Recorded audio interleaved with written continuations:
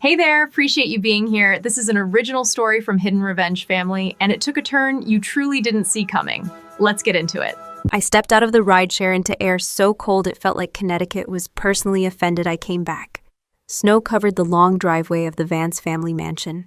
10 years in the U.S. Army taught me how to land in hostile territory. Funny how my childhood home felt exactly the same. I dragged my duffel bag to the front door. My boots were still government issued, my spine still straight, my expectations low. I rang the bell. The door opened. My mother, Diane Vance, stood there in a silk robe that probably cost more than my first deployment bonus. "Oh," she said. "Not welcome home, not I missed you, just, oh." She stepped aside like a hotel receptionist showing a guest to the wrong room. Warm air hit me. Cinnamon, pine, expensive perfume. The house was glowing with Christmas lights, gold ribbons, crystal ornaments. Every surface screamed money. Every face inside screamed something else. My father, Richard Vance, was in the living room adjusting a massive chandelier decoration. He looked up. "Morgan," he said. His voice had the warmth of a bank loan rejection letter. "You're here." I nodded. "Evening, Dad."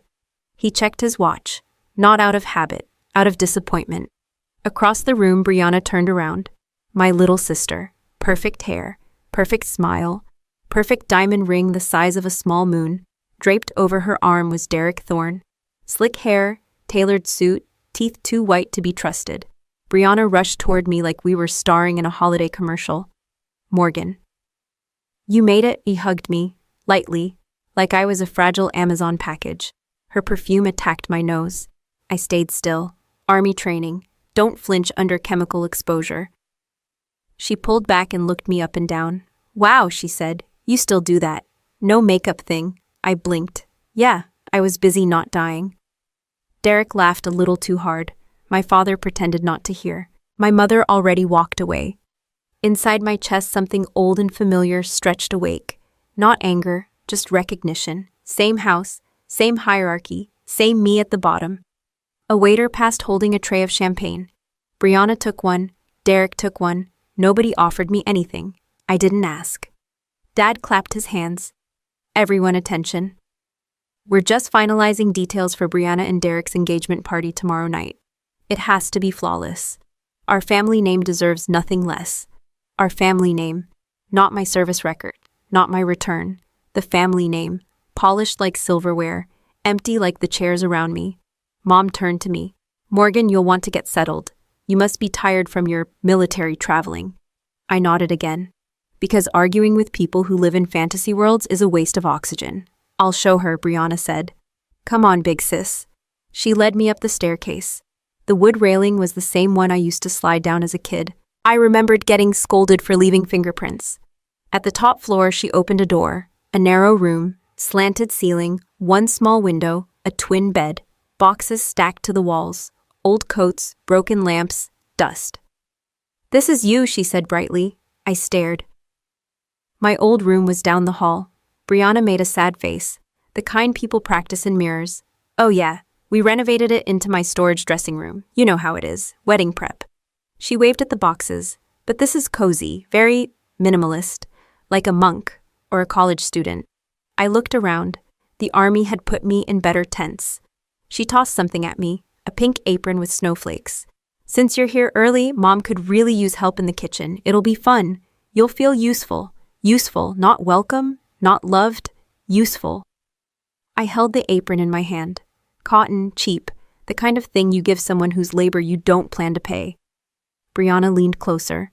Her voice dropped just enough to let the mask slip. "You know it'll be good for you. Helps transition back to normal life, instead of all that soldier stuff." I smiled, small, controlled. "Yeah," I said. "Normal." She kissed my cheek, lightly again, like I was still fragile cargo. Then she disappeared down the hallway, heels clicking like punctuation marks, ending a sentence I never got to write. I closed the door and stood in the attic room. Silence, dust, a single bulb hanging from the ceiling. No pictures of me on the walls, no traces I ever belonged here. I set my duffel bag on the bed, sat down. The mattress squeaked like it was warning me. 10 years of service, logistics officer, managed convoys, protected supply lines, built systems to keep people alive under pressure. Now I was back home. sleeping in a storage closet, with an apron in my hand. I laughed once, quiet, short, not because it was funny, because sometimes absurdity is the only thing left that makes sense. Downstairs, I heard music. Glass clinking, Derek's voice bragging, Brianna's laugh floating up the staircase, my parents orbiting them like loyal planets around a chosen sun. I looked at the apron again. Snowflakes, glitter, let it snow printed in cursive. I dropped it on the floor, not dramatically, just letting gravity do its job. I opened my duffel bag and pulled out a folded uniform. Clean, pressed, medals aligned. The one thing in this house that had been earned instead of bought. I ran my fingers over the fabric. I wasn't angry, not yet, but I was paying attention, and I was good at paying attention, very good. I stood up, walked to the door, and headed downstairs, not because I wanted to help in the kitchen, but because gathering information always starts with showing up where people think you don't belong. Before I reached the stairs, I paused and glanced back at the attic room. A box labeled holiday decorations leaned against my bed. The irony was almost considerate. Then I walked down shoulders, straight steps, quiet face calm. Because in hostile territory, you never announce when you started assessing the threat. You just observe. And wait. Question for you. Have you ever walked into a place that was supposed to be home and realized in one silent moment that you were no longer seen as family, only as background? I tied my hair back and stepped into the kitchen like I'd been drafted into a war I didn't sign up for. Mom was directing 2 hired caterers while pretending she was doing all the work. Brianna leaned against the counter, scrolling her phone. Derek tasted a slice of ham and nodded like a judge on a cooking show. Mom handed me a knife and a mountain of vegetables. Just make yourself helpful, she said. Not feel at home. Not I'm glad you're here. Just use your hands. I started chopping. Fast, clean, efficient. Years of cutting supply crate straps with combat blades translated surprisingly well to carrots. Brianna watched me for a moment. You're really good at that, she said. Guess the army taught you something after all. I didn't look up. They taught me not to cut toward my fingers. Derek chuckled. Guess that's one way to keep all 10. He said it like a joke. I heard it like a reminder. You're the odd one here. Mom checked the oven, then whispered to Brianna. Not quiet enough. Just make sure everything goes smoothly tomorrow. The donors will be there, the mayor's wife too. Brianna nodded, suddenly serious. Don't worry, once Derek and I are married, we're set. Everything will fall into place. Everything. That included my parents' financial future. I noticed the way Dad's jaw tightened whenever bills were mentioned. I noticed Mom reusing envelopes. I noticed the caterers were cheaper than the ones they used to hire. The house still looked rich, but rich people don't stare at price tags the way my parents had been lately. I kept chopping. At dinner, we gathered around the long mahogany table, the one that used to seat 10 when we had guests. Now it seated 5 with too much empty space between us. Dad raised his glass. To family, to Brianna and Derek. To a new chapter for the Vance name. Everyone drank. I took a sip of water, cold, clear, honest. Brianna dabbed her lips with a napkin and sighed dramatically. Something terrible happened today, she said. Mom leaned forward instantly. What is it, sweetheart? Brianna reached for Derek's hand. My grandmother's ring, the diamond one Grandpa Arthur gave me last year. She let her voice crack. It's gone. Silence landed on the table. Dad frowned. Are you sure? I've looked everywhere? She glanced toward me. Just once. Quick, sharp, like a blade testing skin. Mom followed the glance. I kept my face neutral. Derek rubbed Brianna's shoulder. It's probably misplaced. No, Brianna's eyes shimmered. I left it on my dresser this morning, and the only person who was in the house today besides us. She trailed off. Dad turned his head slowly, like a turret locking onto a target. Morgan, he said. Not a question. I set my fork down. You think I took it? Brianna gasped. I didn't say that, but her silence screamed it. Dad pushed his chair back. Stand up. I stared at him. He repeated it louder. Stand up, I did. Because sometimes compliance exposes intent faster than resistance. Dad walked around the table and reached for my jacket hanging on the chair. He patted the pockets, found nothing, then my bag beside the door. Mom whispered, Richard. He ignored her, opened the bag, pulled out my folded uniform, my laptop, a book, toiletries, no ring. He still looked at me like he'd found it. Well, he said, Maybe you already sold it. Brianna covered her mouth. Derek raised his eyebrows in fake shock. I took one breath. In, out, Dad, I said. I've moved military equipment worth millions across hostile terrain. I've signed inventory chains that could put me in prison if I miscounted a single crate. If I wanted to steal something, I wouldn't choose a ring you can track in any pawn shop in the state. Mom's voice shook. Morgan, don't talk back. I nodded. Right, because logic is disrespectful. Dad's face hardened. You've always been different, he said. No grace, no softness, no refinement. The army just made it worse. I smiled. A thin one. You're right. It taught me something important. Dad stepped closer. What's that? I met his eyes. When people accuse you without evidence, it's because they already decided who you are. No one spoke. Brianna sniffled. I just thought family was supposed to feel safe. I looked at her. So did I. Dad pointed to the door. Go to your room. We'll talk about this later. Later meant never. Later meant judgment without trial. I picked up my water glass, finished it, and set it down quietly. I'll go to my room, I said. But just so we're clear, if you're going to treat me like a suspect in my own home, then this isn't a home. It's just an address. Mom's eyes widened like she wanted to argue, but couldn't find the right script. I turned and walked upstairs. Not fast, not slow, controlled. Behind me, I heard Brianna exhale in relief. Heard Derek murmur something I didn't need to understand. Heard Dad sit back down like a verdict had been reached. In the attic room, I closed the door and leaned against it. Not anger, not sadness, confirmation. I pulled out my phone and checked my bank app. My savings, my investments, my apartment purchase confirmation. Still there, still mine. Quiet insurance in a loud house. I sat on the bed and opened my laptop, scrolled through rental listings, verified my move-in date, double-checked the spare key policy. I'd planned to stay here for the holidays. I changed the plan. I booked a moving van for the next morning, early, before anyone woke up. Then I opened a note on my phone and typed one sentence. Do not assume this family operates on fairness. Operate accordingly. I saved it. Downstairs, laughter returned. Music played again, glasses clinked. The show continued. Up here in the smallest room in the house, I wasn't a suspect anymore. I was a strategist. And the game board was finally clear. I loaded the last box into the moving van before sunrise, closed the attic door behind me, and didn't bother leaving a note. The new apartment sat in a brick building 20 minutes from downtown. Nothing fancy, clean, quiet, secure entry, good sightlines from every window. The kind of place a single woman could live without needing a rescue plan. I unlocked the door, stepped inside, and let the silence settle around me. No chandelier, no perfume cloud, no fake laughter, just space that belonged to me. I unpacked with military efficiency, bed first, desk second, laptop plugged in, safe bolted into the closet floor, important documents inside. Passport, discharge papers, investment records, emergency cash. I didn't trust banks alone. The army taught me redundancy keeps you alive. By noon, the place felt functional, not cozy. Functional was enough. My phone buzzed. Mom, I stared at the screen, then answered. Hello, where are you? She asked. No greeting, no concern, just control. I moved into my apartment. Silence. Then Dad's voice took over. You left without telling us. Yes, you can't just disappear, he said. I didn't disappear. I relocated. Mom cut in. We need a spare key. I laughed once.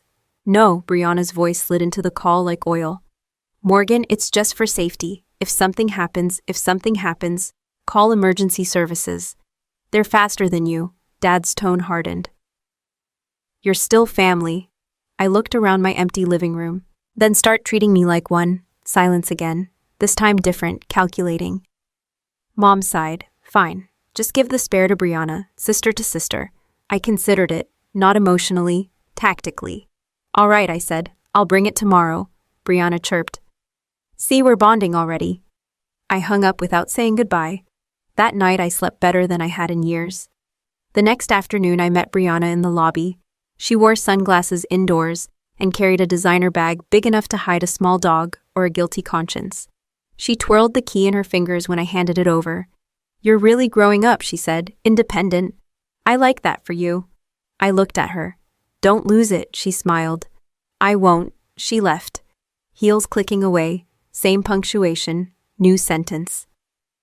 2 days later, I noticed the first thing, a coffee mug on the counter. I always place the handle facing right. It faced left, not dramatic, not obvious, just wrong. I checked the door, locked. Windows, closed, safe, untouched. The next morning, my desk chair was slightly pulled out. I never leave it that way. That evening, a folder on my desk sat 1 inch to the left. Most people would call it imagination. Most people weren't trained to notice disturbances after convoys got raided. I sat on the couch and stared at the ceiling. Someone had been inside. And they were careful. Careful meant intent. I didn't call the police. No signs of forced entry, no missing items. They'd tell me to buy better locks and stop watching crime shows. Instead, I went to the hardware store. I bought a smoke detector, a real one, off the shelf, nothing suspicious. I also bought a micro camera module online with overnight shipping, legal, consumer grade, the kind influencers use to film their pets while pretending they aren't lonely. Back home, I cleared the kitchen table and laid out tools, soldering iron, precision screwdriver set, wire cutters. 10 years in logistics included a lot of nights fixing broken equipment with whatever was available. A smoke detector wasn't intimidating. I opened the casing, removed the battery, created space, mounted the camera behind the plastic vent grid, tiny, invisible unless you knew where to look, ran the wiring cleanly, closed it back up. From the outside, it looked like every other smoke detector in America. I mounted it on the ceiling above my desk and safe. Perfect angle, wide coverage, no blind spots. Then I synced it to my phone. Motion detection, real-time alerts, cloud backup. I tested it by walking under it. My phone buzzed. I smiled. Next, I opened my safe, took out an empty folder, labeled it Investment Portfolio, put it inside the safe, closed the door, spun the dial, bait. Then I did something else. I texted Brianna, "Hey, I changed my safe combination today. In case of emergency, it's my birthday reversed. Just letting you know since you have the spare key." She replied immediately, "Thanks for trusting me." Trust. Right. I placed my phone face down on the table and looked around my apartment. Everything looked normal, which meant nothing was normal anymore. That night I went to the gym. I ran on the treadmill. I lifted weights. I let my muscles do what my mind couldn't. Control adrenaline, control breath, control expression. Back home, I showered, ate a simple dinner, and set my phone beside my bed. I slept. At 2:14 a.m., my phone vibrated softly. Motion detected. I didn't jump, didn't panic, just opened my eyes and picked up the phone. Live feed, my apartment. The front door opened. A silhouette stepped inside. Female, small frame, familiar posture, high heels, moving quietly, practiced. She didn't turn on the lights, she didn't rush. She walked straight toward my desk, like she knew exactly where to go. I watched, not shocked, not angry, just focused. Because when you finally confirm the breach, the mission officially changes. And I was very good at new missions. I watched the live feed until she left, then rolled over and went back to sleep. In the morning, I made coffee, checked the cloud backup, and saved the footage to 3 separate drives. Redundancy, always redundancy. 2 days later, Brianna texted, "Tea party at your place today?" "Just a few friends, sister bonding." I stared at the message, then I typed back, "Sure, doors open." At noon they arrived. Brianna swept in first, carrying a bakery box, and a smile stretched too tight. Behind her came 3 women wearing expensive coats and expressions that suggested they considered brunch a competitive sport. "Oh my God, this place is adorable," one of them said, looking around my simple living room like she'd discovered poverty tourism. Brianna hugged me. "See, I told them my big sister is all independent now." I nodded. "Welcome." We sat. Tea poured. Pastries served. Compliments floated. Every sentence was wrapped in sugar and sharpened underneath. "So Morgan," one woman asked, "what did you do in the Army again, logistics?" She blinked. "Like, mail? Like keeping thousands of people alive in places where Amazon doesn't deliver." "Oh." She sipped her tea and didn't ask another question. Brianna steered the conversation back to herself. Wedding venues, guest lists, diamond upgrades, Derek's business ventures. Every topic was a billboard advertising success. I played my role, polite, calm, quiet. Then I stood. "I need to grab something from the bedroom," I said. Make yourselves at home. I walked to my desk, opened the safe, took out the empty folder labeled investment portfolio, returned to the living room. Brianna's eyes flicked to it, quick, sharp, automatic. I set the folder on the coffee table. Just work stuff, I said. Boring. Brianna laughed, too casually. Sounds important. It is, I said. But I'm sure you don't care. She did. I excused myself again, this time to the kitchen. I left the door half open. I didn't need to see. The camera already did. By the time I returned, the folder was back in the safe. Brianna sat upright, sipping tea like nothing happened. They left an hour later. Hugs, air kisses, promises to do this again. The moment the door closed, I checked the footage. Brianna, alone, walking straight to the desk, opening the safe using the code I accidentally shared. Removing the folder, sliding in a velvet pouch, returning the folder, locking the safe, walking away, clean, confident, experienced. I uploaded the video to another backup. Then I waited. I didn't have to wait long. The next morning, loud knocking rattled my door. Police open up, I opened it. 2 officers, serious faces. Behind them, my parents. Brianna, Derek. Brianna was crying already. She deserved an award. Dad stepped forward. Morgan, he said. Why the officers entered. One of them spoke. Ma'am, we have a report of stolen property. May we look around? I stepped aside. Go ahead. They searched. Professional, methodical. They opened the closet. They found the safe. Combination 1 asked. I gave it to them. The safe opened. Inside the velvet pouch. One officer opened it. Gold coins, old, valuable. The Vance family collection Grandpa Arthur left behind. The one Dad used to brag about at dinner parties. The one now supposedly missing. Mom gasped. Brianna sobbed louder. Derek shook his head like a disappointed father at a school play. Dad looked at me, not surprised, not confused, certain. You stole from your own family, he said. I looked at the officers. Am I under arrest? One officer hesitated. We're still assessing the situation. Brianna stepped forward. Grandpa trusted us, she cried. And she just took everything. Dad's hand moved fast. He slapped me. Not hard enough to knock me down, hard enough to declare ownership. The officers stiffened but didn't intervene. Domestic, complicated, not their favorite paperwork. Dad's voice shook. You are no daughter of mine. I touched my cheek. It stung. Not from pain, from confirmation. Mom wiped her tears. We can make this go away, she said softly. If you sign a waiver, give up your inheritance, leave, no charges, no scandal. I looked at the pouch. The coins, the officers, my family. Then I nodded. Fine, Dad blinked. Brianna's crying paused for half a second. Derek smirked. Mom rushed to the dining table and pulled out prepared documents. Already printed, already planned. I signed. Name, initials, date. No shaking, no hesitation. Brianna watched me with new eyes, not victorious, uneasy. Derek leaned close and whispered. Guess the army didn't teach you how to win, I whispered back. You'd be surprised what it taught me.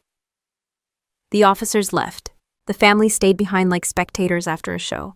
Dad opened the front door. Go. I walked past them, out the door, down the hallway, into the elevator. No dramatic farewell, no speech, no tears. Outside, cold air greeted me again. Familiar, honest. I got into my car and drove away. No destination yet, just movement. An hour later, I walked into a high-rise building downtown. Private entrance, private elevator, private penthouse, my penthouse. I opened the door, stepped inside and dropped my bag. Floor-to-ceiling windows, city lights, silence, space, control. I sat at my desk, opened my laptop, logged into the camera feed archive. Brianna, Derek, the safe, the coins, the setup, the smirks, the quiet confidence of people who thought the game was over. But the footage showed something else too. After placing the coins in the safe, Derek leaned close to Brianna. We'll sell the house next, he said. Your parents won't even see it coming. Brianna laughed. Those old cash machines, let them rot. We're taking everything. I watched the video once, then again, then I closed the laptop. Not angry, not shocked, just clear, because now I knew the truth. And truth was a weapon. I poured a glass of water and drank it standing up like I was still on duty. The penthouse was quiet. No fake crying, no slammed doors, no family theater. Just the low hum of the city outside and the soft glow of my laptop screen waiting for the next command. My phone buzzed. Bank alert, you have been removed as an authorized user from Vance family accounts. I stared at it, not surprised, just impressed by their speed. They cut me out faster than they ever tried to understand me. Another buzz. Email notice of updated estate documents. Vance family legal office. They'd filed the waiver already. Clean, official, efficient. Like erasing me from a spreadsheet.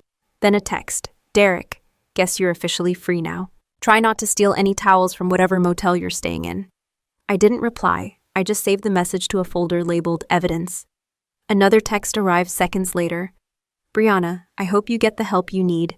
No hard feelings. No hard feelings. She framed me for theft, took my inheritance, stole from our parents, and wished me healing like she'd sent a sympathy card. I added her message to the same folder. Evidence wasn't just video, it was patterns, timelines, intent. I set the phone down and walked to the window. The city stretched below me, bright and restless. People moving, planning, pretending, scheming, surviving. I'd spent a decade in environments where mistakes got people killed, where you learned to keep your voice steady, even when everything burned. Tonight felt familiar. I turned away from the window and sat at the desk again. Opened a fresh document. Operation Clean Field. I typed, Secure Legal Counsel. Secure Financial Insulation. Monitor family financial activity. Maintain silence. Wait. Silence wasn't weakness. Silence was space. Space to let others keep talking, keep lying, keep stepping deeper into their own hole. I closed the document and opened another folder, one labeled Assets. Most of my family had no idea what I did after my first 2 years in the Army. They assumed I was just logistics. They never asked deeper, never listened long enough. Logistics officers handle contracts. Contracts involve vendors. Vendors involve networks. Networks involve opportunity. I had invested, quietly, carefully, over years. Shipping companies, security consultancies, real estate trusts, nothing flashy, nothing public. Just solid numbers growing while everyone at home assumed I was folding socks in a barracks. This penthouse wasn't a fantasy purchase. It was a contingency plan. I opened my secure messaging app and sent a short text to one contact. Need a meeting tomorrow. Legal, discreet. A reply came within a minute. Understood. 9 a.m. I didn't smile. I just nodded once to myself. Another buzz came in. Mom this time. Morgan, please understand. Your father was heartbroken. We did what we had to do to protect the family. I hope one day you forgive us. Protect the family from me, the daughter who came home and chopped vegetables. I typed one reply. I understand perfectly. Then I blocked her number. Blocked Dad, blocked Brianna, blocked Derek. Clean communications field. No noise. No emotional sabotage. I reopened the smoke detector footage folder and watched the recording again. Brianna at my desk. Derek's voice. Their plan to sell the house. Their contempt for my parents. Their confidence. People like them always thought confidence was armor. In reality, it was a spotlight. I copied the file onto an encrypted drive and placed it in the desk drawer beside my laptop. Then I did something small. I took off my watch. The one I'd worn through every deployment. The one that survived dust storms and rain and fuel spills. The one that always reminded me time was a resource. I set it on the desk. No ticking, no urgency, just stillness. Because from this moment forward, I wasn't reacting anymore. I was choosing. Choosing when to speak, when to move, when to appear, when to disappear. The family had exiled me. They thought exile meant defeat. But exile gave me distance. Distance gave me perspective. Perspective gave me power. Outside, a siren passed in the distance. Somewhere another crisis belonged to someone else. Inside, I opened my laptop again and started reviewing financial records tied to the Vance estate, property deeds, mortgage data, loan records, public filings. My parents had more debt than they admitted. Brianna and Derek had already touched paperwork they shouldn't have touched. They thought nobody would notice. They didn't consider someone who reads supply chain manifests for a living. I leaned back in my chair, eyes scanning numbers that told stories more honest than faces ever did. The city lights reflected in the glass window behind my screen. A faint outline of my own reflection looked back. calm, still, watching. I wasn't a daughter tonight. I wasn't a victim. I was a quiet force in a room full of data, with time on my side, and a plan taking shape line by line. I didn't sleep much, but I didn't need to. When your mind is already 3 steps ahead, rest feels optional. Morning light slid across the penthouse windows. I made coffee and opened my encrypted banking dashboard. One name sat at the top of my contacts list. Vance Family Holdings. I tapped it. Loans, mortgages, lines of credit. Old money wrapped in new debt. My parents weren't rich anymore. They were just loud about pretending they were. I was halfway through tracing the property deed of the family house when a new email appeared. Notice of pending property transfer. Fairfield County Registry. I opened it. The Vance family residence. Transfer request submitted. Buyer an LLC I'd never heard of. Signature authorization Brianna Vance acting under power of attorney. Power of attorney. I leaned back in my chair. They weren't just stealing money. They were selling the ground under my parents' feet. I didn't call anyone. I didn't panic. I opened a new browser tab and started digging into the LLC, registered 2 weeks ago. Same lawyer who handled Derek's last failed business venture. Clean enough on paper, dirty enough in intent. By noon, the first cracks hit my parents. I knew because Aunt Jane called. She was my mother's older sister, the only adult in my childhood who ever asked how I felt, instead of how I performed. I answered. Hi, Aunt Jane. Her voice shook. Morgan, are you all right? I'm fine. She exhaled like she'd been holding breath for days. Your parents are receiving foreclosure notices. Creditors are calling. The house is being sold. They're terrified. I said nothing. She hesitated. They think you did it. I closed my eyes once. Of course they do. Aunt Jane lowered her voice. I don't believe them. Something is wrong here. Brianna's acting strange, too calm, too prepared. And Derek? He's practically living in the lawyer's office. I smiled slightly. That was useful. Aunt Jane continued. There's a charity auction this weekend. Big event. Your parents are planning to announce some kind of fundraising campaign to save the family reputation. They're desperate. They invited everyone who matters. I sat up straighter. We're Marriott Grand Ballroom downtown. I looked out my window. I could see that hotel from here. I see, I said. Are you coming? She asked quietly. I wasn't invited. You're my family, she said. That's invitation enough. After we hung up, I stood and walked to the window again. The hotel stood 10 blocks away. Bright, proud, loud. Brianna liked loud stages. Derek liked crowds. My parents liked applause. They were walking toward a spotlight. I turned from the window and opened my contact list again. A new message had arrived. Unknown number. This is your father's lawyer. We request that you cease all contact with the Vance family. Further interference may result in legal action. I saved it to evidence. Then I opened the smoke detector footage again. Brianna, Derek, coins, safe. Plan to sell the house. I didn't need anger. I didn't need revenge fantasies. I needed timing. I typed a short message to my legal contact. I need full acquisition of Vance family debt instruments and property liens. Discreet, immediate. Reply came fast. Understood. I'll assemble the team. Next, I sent another message. I also need a private meeting with Derek Thorne. No names. No cameras. Tonight. Another reply. Location. I typed the address of a quiet bar 2 blocks from my building. Have him there at 9 p.m. Tell him there's an investor interested in his future. I put the phone down. Across town, my parents were spiraling. I knew because Aunt Jane texted again an hour later. Your mother is crying. Your father is pacing. They tried calling you. Your number goes to voicemail. I didn't unblock them. Let them feel what it was like to talk into silence. Meanwhile, Brianna was telling them what they needed to hear. I could imagine her voice perfectly. Don't worry, once the charity event raises funds, everything will be fine. Derek has connections. We'll fix this. She was lying while holding the knife behind her back. But they chose her every time, so they believed her every time. I respected consistency, if nothing else. At 8:45 p.m., I left my penthouse. Simple black jacket, no makeup, hair pulled back, nothing memorable, nothing dramatic. At 9:02 p.m., Derek walked into the bar. He looked tired, nervous. Greedy men always look hungry when the table shakes. I sat in a booth in the back, shadowed with my hood up. My legal assistant sat across from me, tablet in hand. Derek didn't know me. That was intentional. He sat down. You said an investor, he asked. My assistant nodded.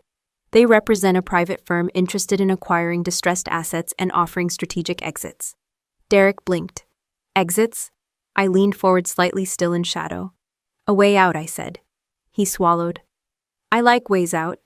I smiled under the hood. Of course you do. While he talked, my assistant recorded everything, legally, cleanly, professionally. Derek talked fast. Too fast. About debts, gambling losses, loans in Brianna's name, forged authorizations, selling the family house before the parents realized. He thought he was pitching a business opportunity. He was actually building his own cage. By the time he finished his third drink, his voice was loose enough to confess everything I needed. I stood.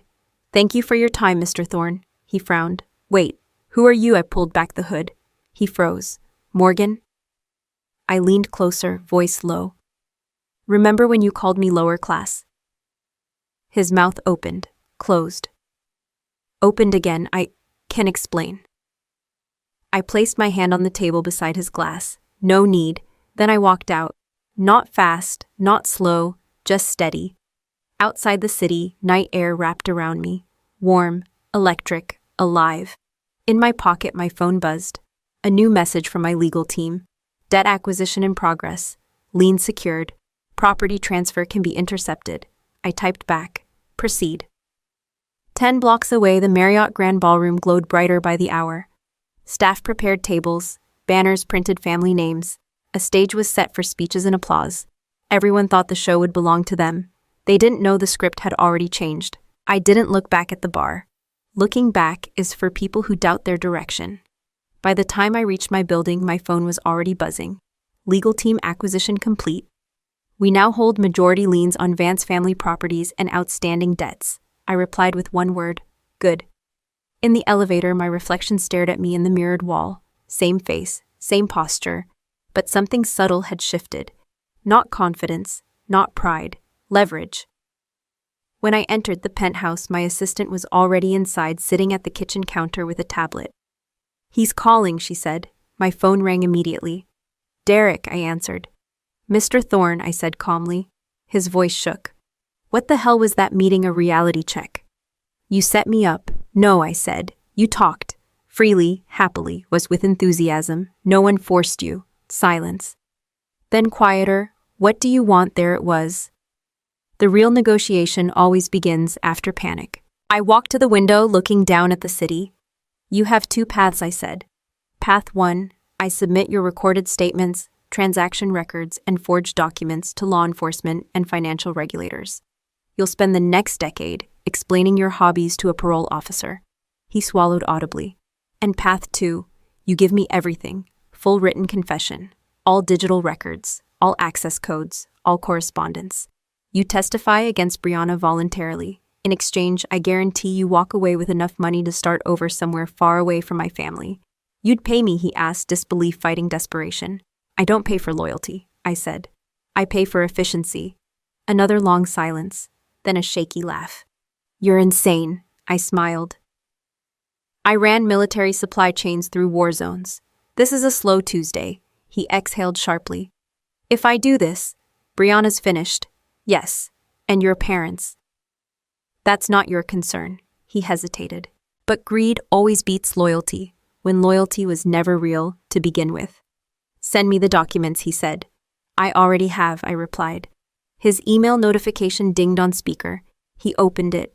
I heard his breathing change as he scrolled. Full confession template, non-disclosure agreements, transfer instructions, a one-way ticket purchase voucher, a bank account number already prepared. You planned this, he muttered. I plan everything, I said. 30 minutes later, his signature was on every line. Digital ink, legal timestamp, his entire betrayal packaged neatly in a file. When the last document uploaded, I said, We're done. Wait, he said quickly. You're really giving me the money? I transferred it while he watched. His phone chimed. He laughed. Not happily, not proudly, just relieved. You're terrifying, he said. I've been called worse by better men, I replied. I hung up. My assistant closed her tablet. Confession secured. Evidence verified. Redundant backups complete. Good, I said. She stood. I'll alert the team to proceed with public disclosure timing. I nodded. When she left, I poured another glass of water and sat at the desk. I opened the smoke detector footage again. Brianna's face on screen. Laughing, mocking, plotting, calling my parents old cash machines, calling me easy to manipulate. I didn't hate her. Hate is messy, emotional, inefficient. This was just consequence. I organized the evidence into one clean presentation file. Video, audio, legal documents, debt acquisitions, property ownership transfers, Derek's confession, a timeline, not dramatic, just undeniable. I saved it under one name, Truth. Then I checked the event schedule Aunt Jane had sent. Charity auction, Marriott Grand Ballroom, tomorrow night, full attendance, media present, donors, politicians, cameras, a perfect room for people who loved pretending. I closed the laptop. Across town, my parents believed Brianna was saving them. Brianna believed Derek was loyal. Derek believed he escaped. All of them believed I was gone. Silence is a strange thing. People think it means absence. Sometimes it means you're standing just outside the door listening to every word. I walked to the bedroom and laid out my old dress uniform on the bed. Clean, pressed, medals aligned, not for nostalgia, for credibility, because when you finally step into a room that tried to erase you, you don't enter as the version they dismissed. You enter as the version they never bothered to understand. I buttoned the last clasp on my dress uniform and checked my reflection without emotion. The Marriott Grand Ballroom was already buzzing when I arrived. Valet, lights, camera flashes, donors in tuxedos. Women in dresses that cost more than my first car. A banner stretched across the entrance, Vance Family Charity Gala. Restoring legacy through community legacy. That word again. Always legacy, never honesty. I walked through the revolving door. Conversations slowed, heads turned. Whispers started before I reached the registration desk. I didn't belong in their picture anymore, which made my presence impossible to ignore. Aunt Jane saw me first. Her eyes widened. She crossed the room and hugged me tight. I knew you'd come, she whispered. I nodded. I wouldn't miss a family performance. She exhaled a nervous laugh and squeezed my hand before disappearing into the crowd. On the stage, Brianna stood in a white gown that screamed innocence. Derek was gone, of course. She clung to Dad's arm. Mom stood beside them, smiling like nothing in their world was collapsing from the inside. The host tapped the microphone. Ladies and gentlemen, tonight we honor a family dedicated to excellence, generosity, and tradition. Please welcome Brianna Vance, recipient of the Young Citizen of the Year Award. Applause filled the room. Brianna stepped forward, waving gracefully. She looked like a queen who had never seen a consequence. Dad beamed. Mom dabbed her eyes. Cameras flashed. I moved closer, stopping near the front row. No rush, no hesitation. Brianna began her speech. Thank you all for believing in my family. We've faced hardship recently, but love and unity have kept us strong. Hardship. She meant the hardship of framing me and losing control of the fallout. She continued, voice sweet and steady. My parents taught me that family is everything, that trust is sacred, that betrayal has no place in our home. I almost laughed. Almost. I didn't need to speak yet. The room was already leaning into her lie.